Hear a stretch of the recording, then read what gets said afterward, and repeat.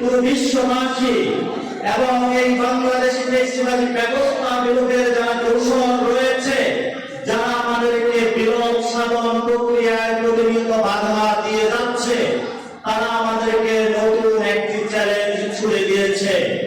সেটি হলো আওয়ামী লীগ কি বাংলাদেশে নিষিদ্ধ হবে নাকি হবে না।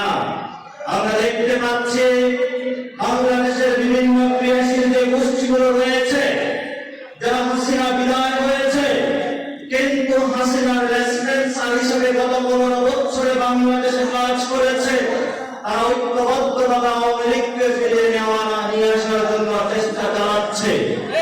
এই ক্ষেত্রে বাংলাদেশের সকল জনগোষ্ঠী মানুষকে ঐক্যবদ্ধভাবে আমরা আহ্বান জানাচ্ছি, ভবিষ্যৎ বাংলাদেশ আওয়ামী লীগ এবং তার দোসরদের কোনো জায়গা হবে না।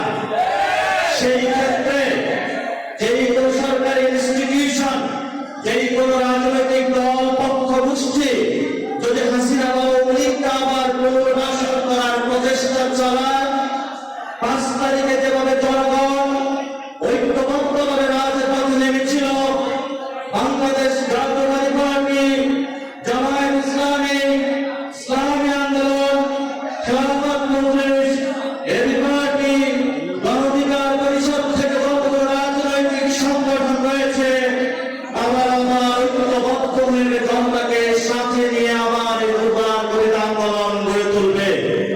এবং যারা এখানে আপনারা রাজনীতি করবেন, আমাদের একটি পরিচয়, সেটা হলো আমরা সবাই বাংলাদেশি জনগণের জন্য কাজ করব। আর আমাদের একমাত্র শত্রু হলো বাংলাদেশ আওয়ামী লীগ।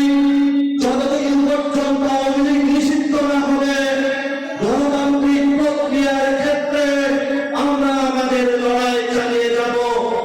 গতকালকে আমাদের এক সহবন্ধু হান্নান মাসুদের উপর আক্রমণ চালানো হয়েছে। আমরা তীব্রভাবে আমাদের এই গণ অভ্যুত্থানের সহযোদ্ধাদের উপরে